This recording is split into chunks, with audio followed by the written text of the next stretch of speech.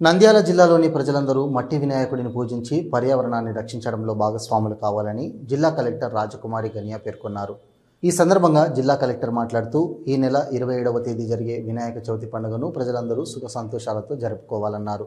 పర్యావరణానికి హాని కలగకుండా రసాయనాలతో చేసిన విగ్రహాలకు బదులుగా మట్టి విగ్రహాలను పూజించాలని ప్రజలకు విజ్ఞప్తి చేశారు. రసాయనాలతో చేసిన విగ్రహాలలో ప్లాస్టర్ ఆఫ్ ప్యారిస్ వినియోగం వల్ల పర్యావరణానికి పెను నష్టం వాటిల్లుతోందన్నారు.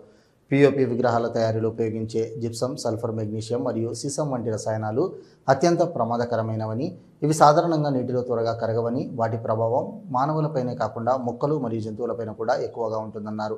రసాయనాలు కలిపిన నీటిలో ఊపిరితిత్తుల సమస్యలు, కంటి సమస్యలు మరియు మరణాలు కూడా సంభవిస్తాయన్నారు. ఈ నేపథ్యంలో ప్రజలు పిఓపితో చేసిన వినాయకులు విగ్రహాలకు బదులు మట్టితో చేసిన వినాయక విగ్రహాలను పూజించాలన్నారు. వినాయక చవితి పండుగను పురస్కరించుకొని ఈ నెల 25వ తేదీ నంద్యాల కలెక్టరేట్లో మట్టి వినాయక విగ్రహాలపై అవగాహన కల్పిస్తూ పొల్యూషన్ కంట్రోల్ బోర్డు వారి ఆధ్వర్యంలో మట్టి వినాయక విగ్రహాలను ప్రజలకు ఉచితంగా ఇవ్వడం జరుగుతుందని కలెక్టర్ తెలిపారు.